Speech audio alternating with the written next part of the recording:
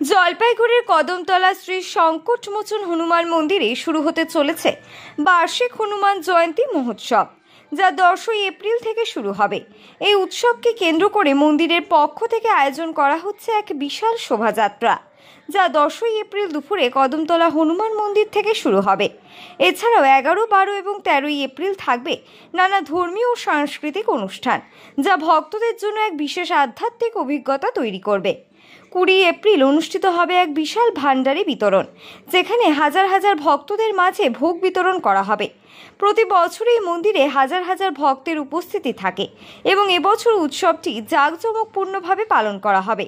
হনুমান জয়ন্তী উপলক্ষে মন্দিরে আয়োজিত বিভিন্ন অনুষ্ঠান থেকে শুরু করে ভান্ডারি বিতরণ পর্যন্ত এই উৎসব এক বিশেষ আধ্যাত্মিক আনন্দের উপলক্ষ হয়ে উঠবে। ভক্তদের জন্য মন্দিরের পক্ষ থেকে সাদর আমন্ত্রণ। আসুন শ্রী হনুমানজির আশীর্বাদ লাভ করুন এবং এই মহোৎসবে অংশ নিয়ে আপনার জীবনকে আলোকিত করুন।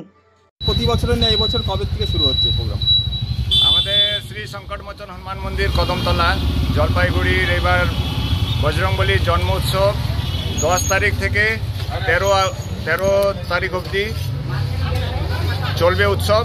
তারপরে 20 তারিখে ভান্ডারা প্রোগ্রাম হয়ে সমাপ্তি হবে।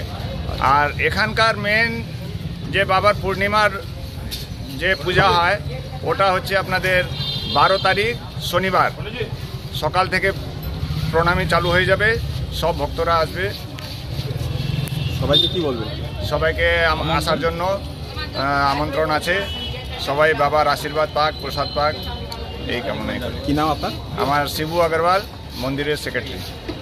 জলপাইগুড়ির কদমতলা শ্রী সংকটমোচন হনুমান মন্দিরে শুরু হতে চলেছে বার্ষিক হনুমান জয়ন্তী মহোৎসব। 10ই এপ্রিল থেকে শুরু হবে। এই উপলক্ষে মন্দিরে আয়োজিত হবে বিশাল শোভাযাত্রা 10ই এপ্রিল দুপুরে কদমতলা হনুমান মন্দির থেকে।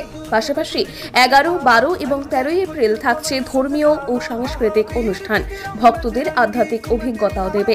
20 এপ্রিল অনুষ্ঠিত হবে ভান্ডারি বিতরণ, যেখানে হাজার হাজার ভক্তকে ভোগ বিতরণ করা হবে। প্রত্যেক বছর এই উৎসব জাঁকজমকপূর্ণভাবে পালিত হয়, এবছরও অন্যথা হবে না। ভক্তদের সাদর আমন্ত্রণ জানানো হচ্ছে।